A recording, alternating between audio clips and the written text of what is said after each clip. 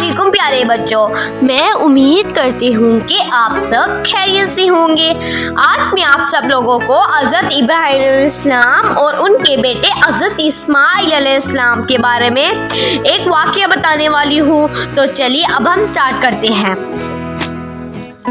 जब हज़रत इब्राहीम अलैहिस्सलाम अपने बेटे हज़रत इस्माइल अलैहिस्सलाम को अल्लाह ताला के हुक्म से कुर्बान करने के लिए तैयार हो गए थे, अल्लाह ताला ने उनके खुलूस को कबूल फरमाया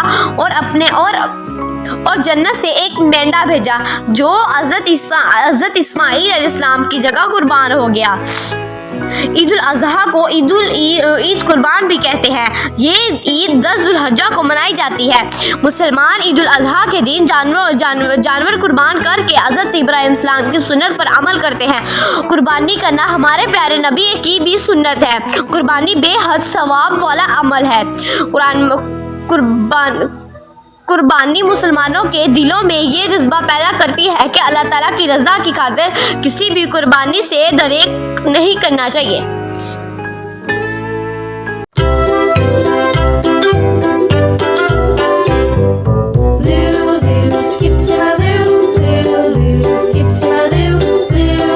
अस्सलामुअलैकुम प्यारे बच्चों, मैं उम्मीद करती हूँ कि आप सब खैरियत से होंगे। आज मैं आप सब लोगों को हज़रत इब्राहीम अलैहिस्सलाम और उनके बेटे हज़रत इस्माइल अलैहिस्सलाम के बारे में एक वाक़या बताने वाली हूँ। तो चलिए अब हम स्टार्ट करते हैं।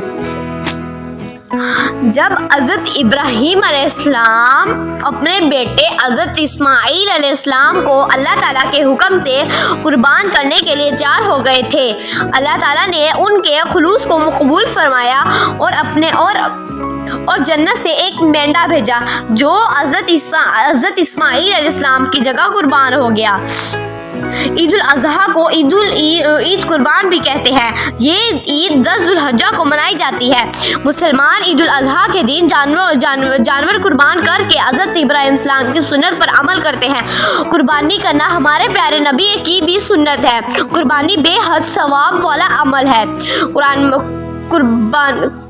कुर्बानी मुसलमानों के दिलों में ये जज्बा पैदा करती है कि अल्लाह ताला की रज़ा की खातिर किसी भी कुर्बानी से दरेक नहीं करना चाहिए।